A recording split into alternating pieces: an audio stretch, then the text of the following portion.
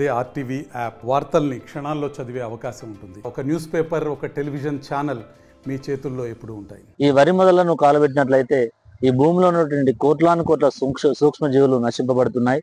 దీనివల్ల భూమి యొక్క సారవంతత కోల్పోతుంది. అదేవిధంగా మొక్క పోషక పదార్థాలు తీసుకోవడంలో కూడా ఈ సూక్ష్మజీవులు చాలా ఉపయోగపడతాయి కాబట్టి ఇవి కూడా నశింపబడుతున్నాయి.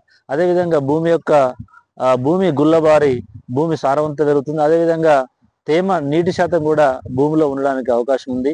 అదేవిధంగా మన ఈ pH తటస్థంగా ఉండడానికి కూడా ఈ సూక్ష్మజీవులు ఉపయోగపడతాయి.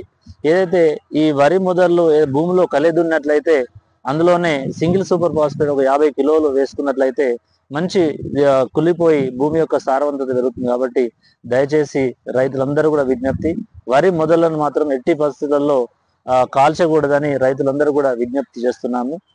తప్పకుండా రైతులు గమనించగలరని వ్యవసాయ శాఖ తరఫున కోరుతున్నాం. వ్యవసాయంలో చాలా మంది ఒలికొసిన తర్వాత గడ్డిని అంటుపెడుతున్నారు, ఎందుకంటే దున్నడానికి ఇబ్బంది అవుతుందని. దానివల్ల పర్యావరణ కాలుష్యం ఏర్పడుతుంది, తర్వాత భూసారం తగ్గుతుంది, పంటకు మేలు చేసే క్రిమికీటకాలు చనిపోతున్నాయి. కాబట్టి దయచేసి ప్రతి ఒక్కరూ ఆ గడ్డిని అంటిపెట్టకండి, దయచేసి తగలబెట్టకండి. మనకు కనిపిస్తలేదు కాలుష్యం ఎంతవరకు వస్తుందన్నది ఏం ఏర్పడతలేదు.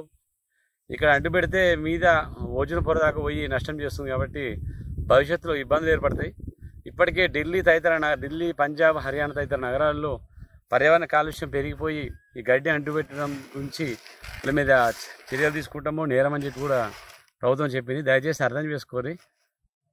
పొలంలో ఈ గడ్డి మురగడానికి మీకు ఏమైనా ఇబ్బంది ఉంటే సూపర్ ఫాస్ఫేట్ చల్లుకోండి. మనకు సూపర్ అందుబాటులో ఉంటే గుళికల రూపంలో కూడా ఇప్పుడు వస్తుంది. కాబట్టి దయచేసి 50 కిలోల గుళికలు తీసుకొని ఎకరానికి చల్లుకోండి.